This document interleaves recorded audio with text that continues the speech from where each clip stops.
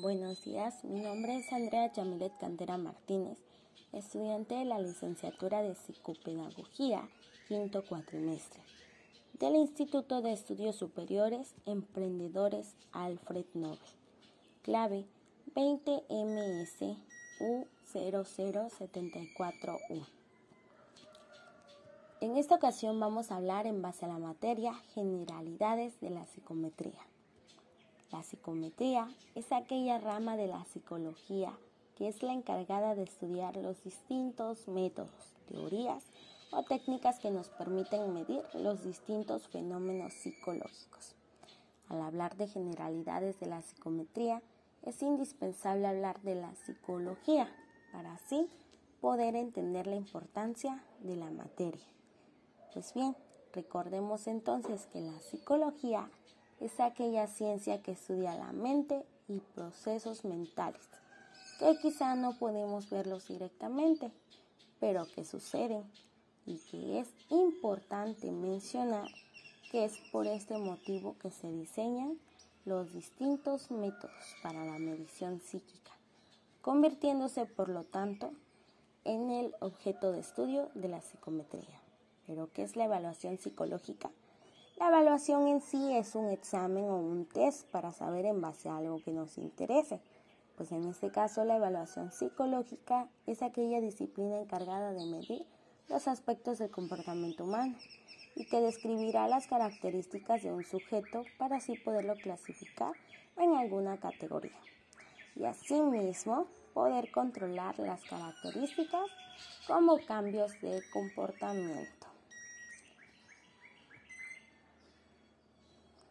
La prueba psicológica es considerada un instrumento de gran importancia, ya que proporciona una medida objetiva de lo que se intenta medir.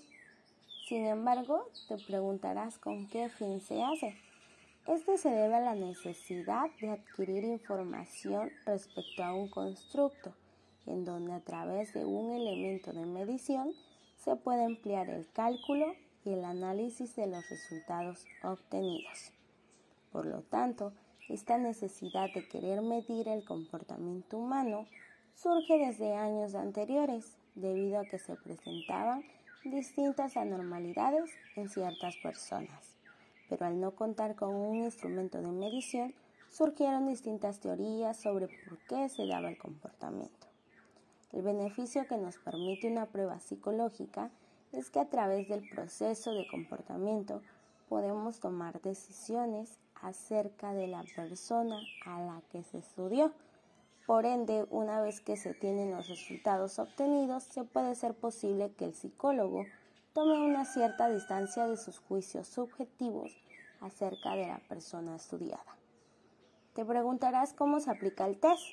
Pues bien, se debe de tener en cuenta que el test psicológico se lleva a cabo en dos fases, donde la primera es la aplicación misma, donde se da el interés a saber que aquí influye el uso y la observación que se hace del método. Y la segunda fase pasa entonces a ser la calificación de este test.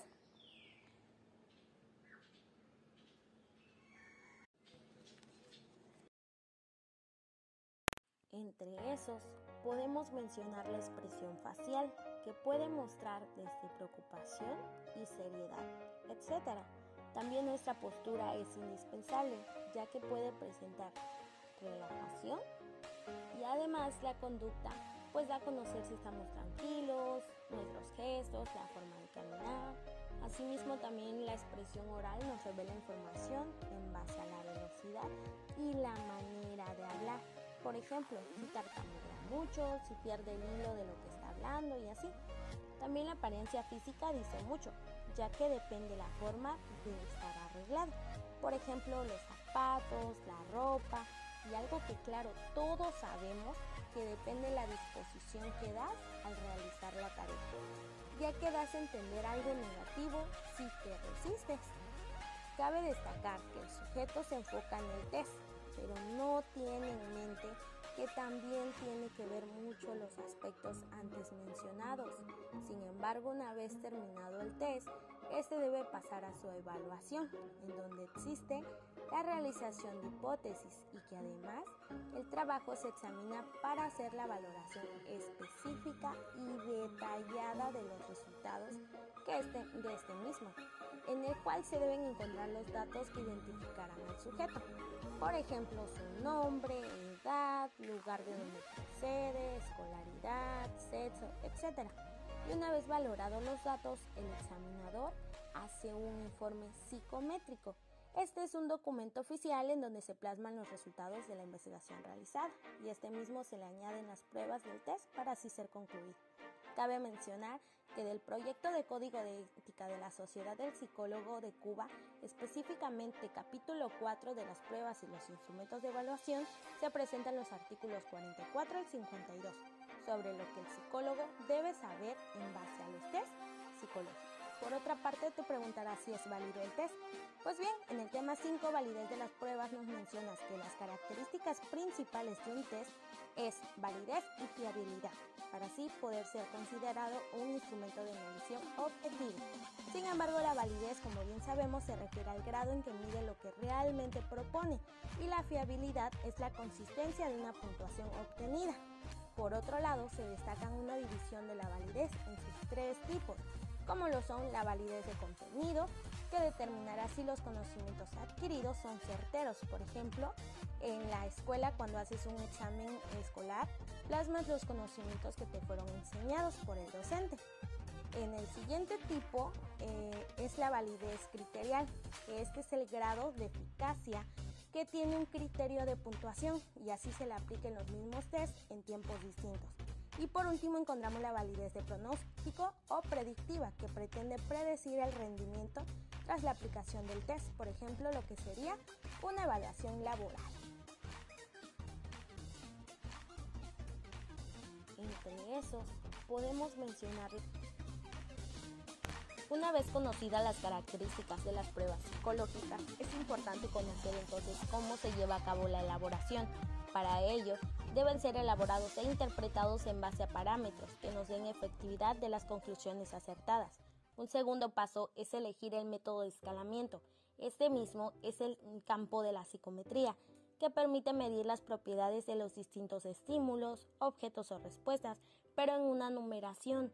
Posteriormente, se elaboran los incentivos, o más bien los ítems, que se tratan de la unidad básica encargada de configurar nuestro material de trabajo o el contenido que nuestro instrumento contendrá.